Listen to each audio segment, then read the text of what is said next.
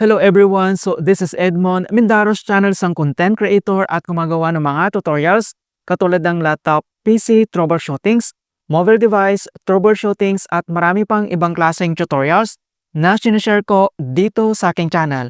At sa video ito ay pag-uusapan natin at i-guide ko kayo on how to send money from Palawan Pay App to Maribang account. Kung hindi mo kabisado kung paano ba mag-cash in or top upan ang yung Maribang account, gamit lang yung ating Palawan Pay App, ang video ito ay makakatulong sa iyo as your guide. Kaya wag na natin patagalin at start na natin. So ang next step ay kailangan mo lang mag-login or i-open mo lang dito yung Palawan Pay App and then click mo lang. And kailangan lang natin mag-login dito. So gagamitin natin dito yung biometrics. So scan your fingerprint. Itap mo lang dito sa mobile screen yung fingerprint mo na registered para ma-open kagad natin yung ating account. Ayan, so napakabilis lang talaga kapag activated na yung biometric. Then dito lang sa ating Palawan Pay profile homepage. Then next step, kailangan mo lang i-select dito yung send money na makita lang dito sa left corner. So i-click mo lang. And dito na tayo sa send money. So may mga other option naman dito kung gusto mong mag-send via to another Palawan Pay wallet, to Palawan Express branch, pinapadala abroad, pwede mo yan gamitin. And then next, kailangan mo lang i-select dito yung to other e-wallet or online bank, i-click mo lang. And dito na tayo sa bank transfer. Then next, online banks and e-wallet. Para mas mabilis natin mahanap dito yung Maribang, i-click mo lang dito yung search bank here or pwede ka naman mag-scroll down dito sa baba. Okay, so click mo lang yan and then search mo lang dito or i-type mo lang dito yung Maribang. Kapag na-type mo na, automatic po yan na makikita mo dito sa baba and then i-select mo lang. At dito na tayo sa bank transfer.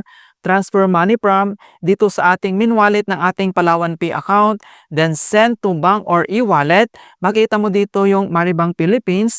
Then next, enter receiver details and account number. I-click mo lang yan. And then enter mo lang dito yung 11 digits ng ating Maribang account. So fill out lang natin. At once nalagay mo na dito yung account number and then next, dito na tayo sa account name. So fill out lang natin. Once nilagay mo na dito yung account name and then dito na tayo sa amount, enter mo lang dito kung ano yung desired na amount na gusto mong i-transfer. And then click mo lang dito yung done.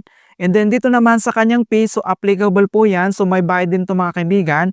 Then next, dito na tayo sa receiver's email address. So kailangan din natin ito ilagay. So fill out lang natin. At once nalagay mo na dito yung email address, then next, purpose natin, i-click mo lang yung arrow na yan. And then may tatlong option naman dito. So either fund transfer, payment, or donations. So nasa sayo yan kung anong option mo. And then once nalagay mo na yung purpose mo, so dito naman ay mayroon itong other notifications options. Kung gusto mong anti-scam insurance, pwede mo naman itong i-disable or enable. So may bayad nga lang ito mga kaibigan na 18 pesos. Okay, so i-disable lang natin. Ayan, kapag okay na yung details dito, double check mo lang yung receiver details, account number, and then account name. And then dito sa baba, itap mo lang dito yung next.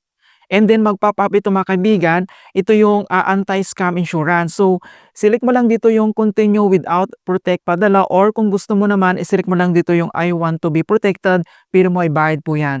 Okay, so select lang natin dito yung continue without protect padala, i-click mo lang. And then, review transfer. Okay, so bago tayo mag-confirm ay ito yung sasabihin ko mga kaibigan, kailangan mo talagang i-double check. Okay, so ito yung amount. So makita mo dito yung transaction fee or admin fee.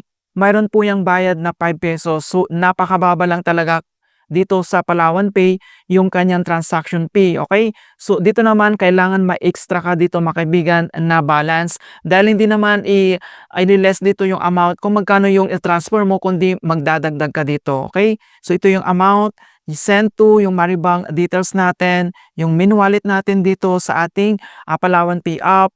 And then yung amount and then yung transaction fee na 5 pesos. Mga kaibigan, napakababa lang.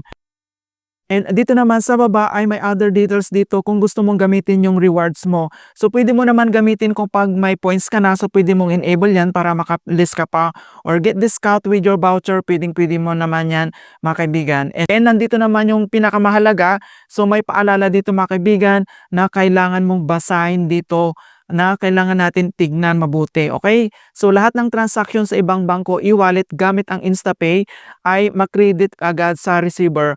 Kung nabawasan ang credit ng iyong account at hindi pa ito nakuha ng receiver, ito ay imbestigahan sa loob ng 1 o 2 araw mga kaibigan. So amount ay maaring maibalik sa iyong account or ma-credit sa receivers. So nandito yung details kapag nagkaroon ng problema.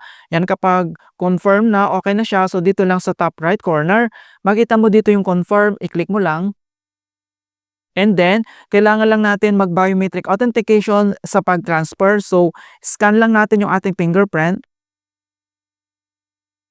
And processing, wait lang natin. Ayan, so makita mo na dito na transfer successful. So ito yung amount. Napakabilis lang talaga kapag yung InstaPay yung gamit natin dito. Okay, and then double check lang natin. Open lang natin or mag-login lang tayo dito sa ating Maribang app. And then click mo lang and login lang tayo. Enter lang natin dito yung ating PIN. At once na open na natin dito yung ating Maribang account, then dito lang sa top right corner, and then i-click mo lang dito yung notifications na yan para makita natin, and then ito na siya, okay? So, successful incoming transfer, so you receive this amount from Palawan Pay. So, napakabilis lang talaga mag-cash in ng amount, dito lang, gamit lang yung ating Palawan Pay app. So, nandito na yung transaction details natin. Alright, so ganoon lang po kasimple kung paano tayo mag-send mang money from sa ating Palawan Pay app to Maribang account. I hope na nakapagbigay ako ng konting kalaman at guide tungkol sa Palawan Pay app tutorials. Thank you guys and see you in my next tutorials.